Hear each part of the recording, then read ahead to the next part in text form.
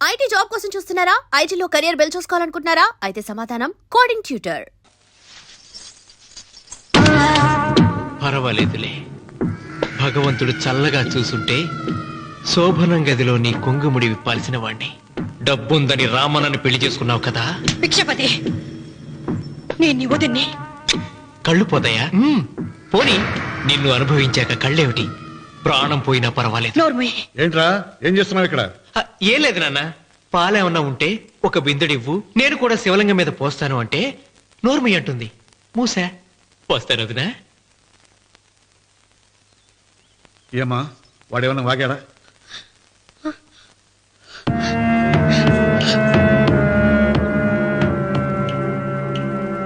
భిక్షపతి, అవును, అసహ్యంగా చండాలంగా వాగాను. చంపుతావా? చంపు. మీ తాత ముత్తాతలు జంతువుల్ని చంపితే నువ్వు నన్ను చంపు. చంపి నా తల కూడా గుమ్మానికి వేలాడగట్టు. ఇదిగో, పుట్టినప్పటి నుంచి సీత నా భార్య అనుకున్నాను, ఆరాధించాను. నేను తాగుబోతుని, తిరుగుబోతుని, లపుట్టు వేదవునని చెప్పి ఆ సీతకు రామన్న చౌదరి గారికి దగ్గరుండి పెళ్లి జరిపించావు కదా. వాళ్ళ కాపురం కూల్చే వరకు నాకు మనశ్శాంతి ఉండదు. సీతని కట్టబెడితే పీటల మీద విషం దాకా చచ్చిపోతుందని బంగారు లాంటి రామునికిచ్చి పెళ్లి చేయించాను. వెంటనే నీ పద్ధతి మార్చుకోకపోతే నువ్వు తినే అన్నంలో విషం కలిపి తప్పేస్తాను రా వెధవా. వద్దు నాన్న, వద్దు. ఈ చెప్పు దెబ్బ ఎప్పుడో కొట్టుంటే బాగుపడుండేవాడిని. నాన్న, నీ మీదొట్టు, ఇంకెప్పుడు తప్పు చెయ్యను నాన్న, తప్పు చెయ్యను. నన్ను క్షమించు నాన్న. ఏర్పాట్లన్నీ పూర్తయ్యాయా? అది ఏమైంది లోకేశ్వరరావు? 50 జంటలు నమోదు చేయించుకున్నారండి. అందులో 30 జంటలకి దానం చేయడానికి మాత్రమే మన దగ్గర భూమి మిగిలి ఉంది.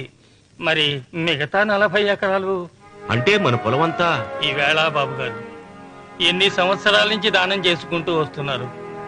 కొండలైనా కరిగిపోవలసిందే కదా. మరి ఇన్నాళ్ళు నాకెందుకు చెప్పలేదు? మీరు పుణ్యకార్యం చేస్తున్నారు, మిమ్మల్ని ఇబ్బంది పెట్టడం ఎందుకని. రామన్న పేరుతో 2000 ఎకరాలు ఉండాలిగా, అందులోంచి రాసేవండి. అందులో మిగిలిన 60 ఎకరాలే ఇప్పుడు రాశానండి. ఆయన పేరు మీద గజం భూమి కూడా మిగలలేదు. రేపు శుభకార్యం ఆకూడదయ్యా. నూతన దంపతులు నా ఇంటి దగ్గర నుంచి నిరాశగా తిరిగి వెళ్ళకూడదు. నాతోరా జగన్నాథం. అన్నయ్య, నువ్వు ఈ సాయం చేస్తే నా పరువు కాపాడిన వాడి అవుతావు. 40 ఎకరాలే కాదు, నా యావదాస్తి మొత్తం నాకు ఇస్తాను, నా ప్రాణాలను ఇస్తాను. లోకేశ్వరరావు, అయ్యా నా కాగితాలు.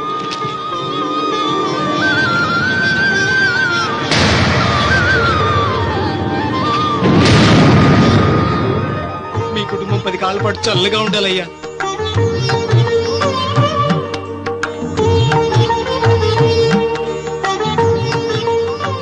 నీ పొలం వాయన దానం చేస్తాడు, పేరు తెచ్చుకుంటాడు. ఇంకా నీకే మిగులుతాది, డబ్బు లేచిపోతావు. తొందర పడకు, చూస్తావుగా. ఒరే రావుడు, ఈ భోజనాల కార్యక్రమం చూస్తుంటే నాకు తిరుపతి దేవస్థానం గుర్తుకొస్తోందిరా. నువ్వైనా చెప్పచ్చు కదా మీ నాన్నకి, ఈ దానాలకు అంతే లేదా? ఎదుటివాడికి ఇంత పెట్టడంలో ఆయన ఆత్మసంతృప్తి పొందుతున్నారు. ఆ పుణ్యమే ఆయన నిండు నూరేడు బతికిస్తుంది. నువ్వు అన్నం వచ్చి ఇదంతా నీ పుణ్యమేరా. అంత మాటలు కదయ్య. హర హర మహదేవ్ శంభో శంకర. ఓం నమః. పెదనాన్న, ఏం బాబు? పెదనాన్న, నాన్న. ఏమిట్రా? నాన్న నోరు. ఏమిటో చెప్పరా? మా నాన్న నోరు తెరిచి నిన్ను అడగలేక నాకు దస్తావేజీలు ఇచ్చి పంపించాడు. దేనికి? మీరు మా దగ్గర తీసుకున్న పొలానికి గాను రుణపత్రం రాయించుకు రమ్మన్నాడు.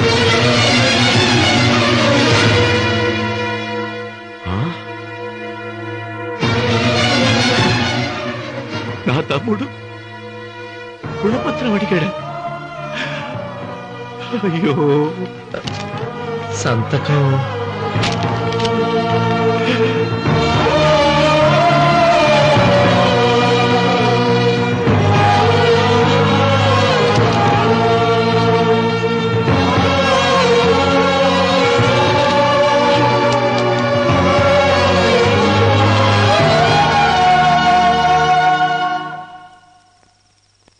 ఏంట్రా తినవేంటి?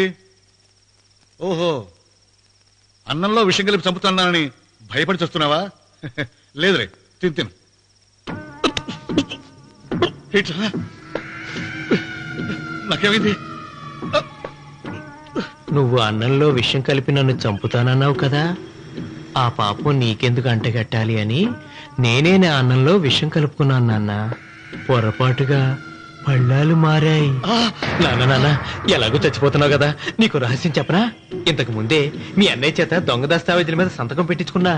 వాళ్ళని వీధిలోకి తీసుకొస్తా.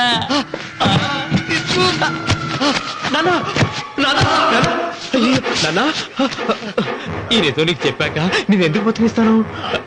నాన్న చిన్నప్పుడు నీ గుండెల మీద ఆడుకుంటే తెగ ఆనందపడేవాడు కదా, పోయేటప్పుడు కూడా ఆడుకుంటా ఆనందపడే. చల్ చల్ గుర్రం చలాకి గుర్రం, చల్ చల్ గుర్రం చలాకి గుర్రం, చల్ చల్ గుర్రం చలాకి గుర్రం, చల్ చల్. నాన్న నాన్న అయ్యో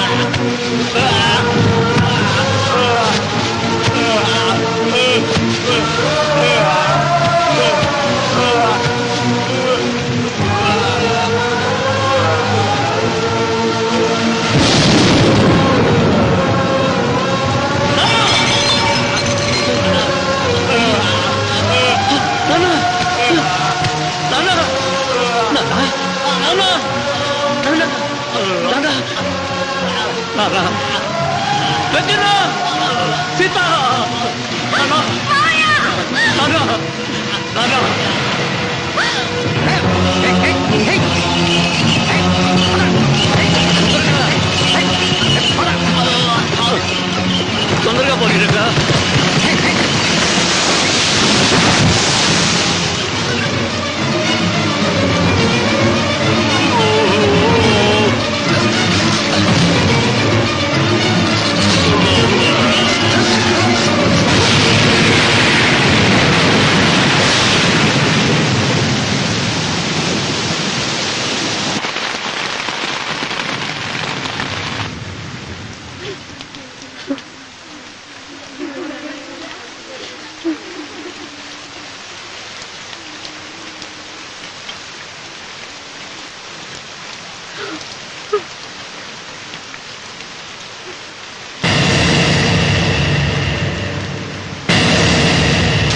అందరికీ నమస్కారం.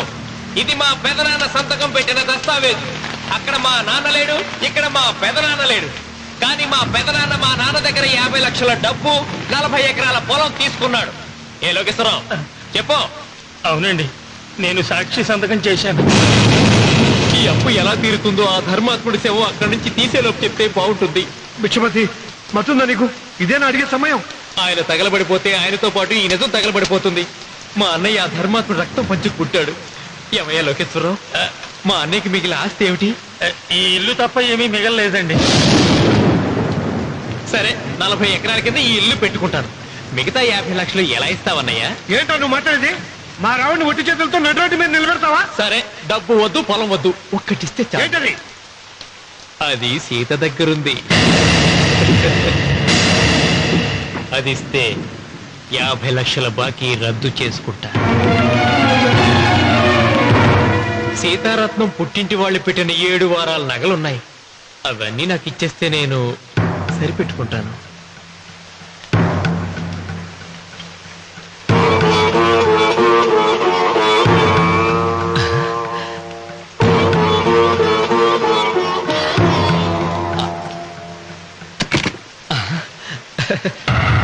అదేమిటి, నీ మెళ్ళ ఉన్న మంగళసూత్రం బంగారం కదా, అది కూడా తీసిపెట్టు. అన్నయ్య తీసేమని చెప్పు. రేయ్, నువ్వు కట్టాల్సిన తాడు మా రావుడు కట్టాలని ఖచ్చితంగా కదా ఈ పని చేస్తున్నావు. తప్పు మాట్లాడుతున్నావు శాస్త్రి. నాకు ఆ తాళి అక్కర్లేదు, ఆ 50 లక్షలు కట్టమను. మీకందరికీ కాళ్ళకి చేతులెత్తి మొక్కుతున్నారు. ఒక ఐనిటి ఇల్లాలి 5వ తనాన్ని కాపాడండి. మీకోసం తన సర్వస్వాన్ని మీకు దానం చేసి కొడుకును ఒట్టి చేతులతో నిలబెట్టాడు మా శివరామకృష్ణ గారు. మీరందరూ ఇంటి మూలంగా లాభం పొందిన వారే. ఆ ఇల్లాను మంగళసూత్రం తీయకుండా కాపాడండి. దయచేసి మీకు కొంచెం సహాయం చేయండి. భక్తులు నీకేమైనా సిగ్గుండగా? కడుపుకు అన్నం తింటాడావా, గడ్డి తింటాడావా? దానం ఇచ్చినటిది తిరిగి పీక్కుంటావా? ఊరికేనే ఇచ్చాడా? పుణ్యం కోసం ఇచ్చాడు. సత్యాక తిరిగి ఇవ్వమంటే ఎలాగండి? ఎవడు దానం చేయమన్నాడండి? ఒళ్ళు కొవ్వెక్కి దానం చేశాడు. అన్నం పెట్టి తిన్నది కక్కమంటే ఎలాగండి? సోము తమ్ముడిది సోకేవా అన్నగారు అనుభవించారన్నమాట. ఏమైనా నిలబడి చూస్తాడారు సిగ్గు లేకుండా. ఈయనే ఉంటే మన కుదేటి అని విక్కుంటారు. మనం వచ్చి పట్టుకొని అడుగు తినాలి. ఏం చూస్తాడే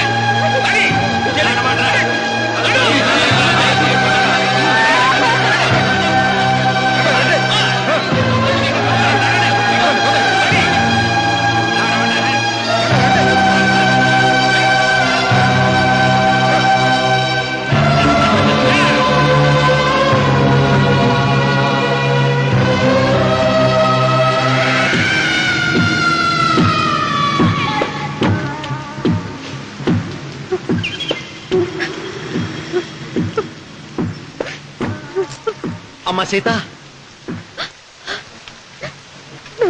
భిక్షపతి, మా వియ్యంకుడు బాకీ ఉన్న 50 లక్షల డబ్బు, 40 ఎకరాల పొలం నీకు నేనిస్తాను, సరేనా? సరే.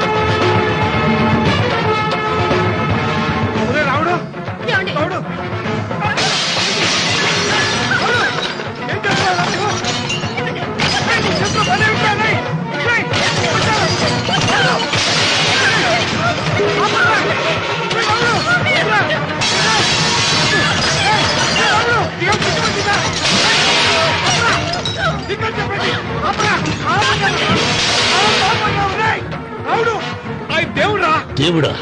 ఆయన దేవుడే అయితే 24 గంటలు శివ పూజ చేస్తూ దానధర్మాలు చేసిన మా నాన్నకు దిక్కులకి సౌనిస్తాడా? దేవుడి పట్ల అపచారం చేయటం మహాపాపం. దేవుడిని ఎన్నాడు మనం చేసుకునే ఆత్మద్రోహం. అసలు దేవుడే లేడు. దిష్టి బొమ్మలాగా నా ఇంటి ముందు ఆ శివలింగం ఉండడానికి వీల్లేదు. తప్పో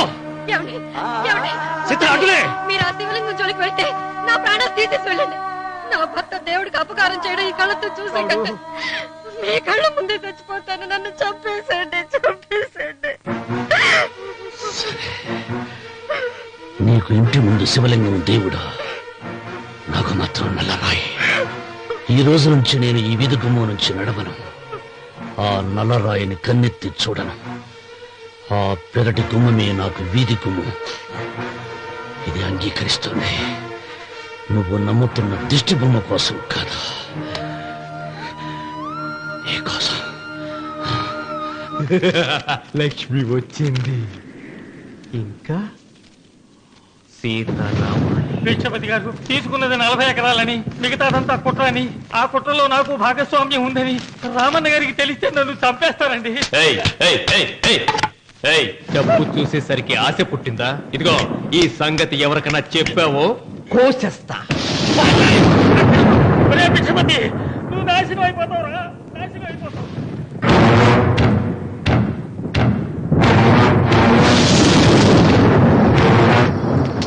ఇంత రాత్రి పూట ఎక్కడికి వెళ్తావు నాయనా? వద్దమ్మా. తెల్లారేలోగా ఊరు వదిలి పారిపోకపోతే ఆ భిక్షపతి మనల్ని చంపేస్తాడమ్మా. తొందరగా పద, తొందరగా పద. ఊరుదిలి పారిపోతున్నావా లోకేశ్వరరావు? అది నాకంతా తెలుసు. అయ్యా అయ్యా అయ్యా, మీకు ద్రోహం చేశాను, నన్ను క్షమించండి అయ్యా. నేను క్షమిస్తా, మరి భిక్షపతి వదలొద్దు. నీకు ఉపాయం చెబుతా. అన్వర్, నీ ప్రాణాలకు భిక్షపతి మూలంగా ప్రమాదం ఉందని నీ చేతులతో నువ్వే రాసు. నేను కాపాడతాను. దాన్ని జాగ్రత్తగా మడిచి నీ జేబులో పెట్టుకో. అర్థం కాలేదా? నీ ప్రాణాలను ఆ చేతుల్లో పెట్టావుగా. మీ అమ్మను జాగ్రత్తగా ఇంటికి తీసుకుని వెళ్ళు. వెళ్ళు. వస్తాం బాబు. పదమ్మా, పద.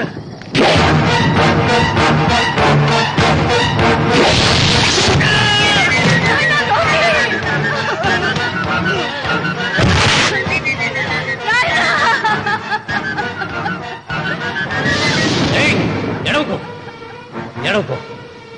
కన్నీళ్లు పెట్టేంత గొప్ప చరిత్ర కలిగిన వాడు కాదే నీ కొడుకు. అన్నం పెట్టిన మా నాన్న చావు కారణమైన వాడు. నీ కొడుకుని భిక్షపతి చంపాడని పోలీసులకు చెప్పాలి. అప్పుడే బ్రతికినంత కాలం నీకు నీ మనవరాలకి ప్రాణభిక్ష పెడతా. లేకపోతే అలాగే బాబు. అన్వర్, అయ్యా, వీడి శవాన్ని తీసుకెళ్లి భిక్షపతి ఇంటి ముందు పడే.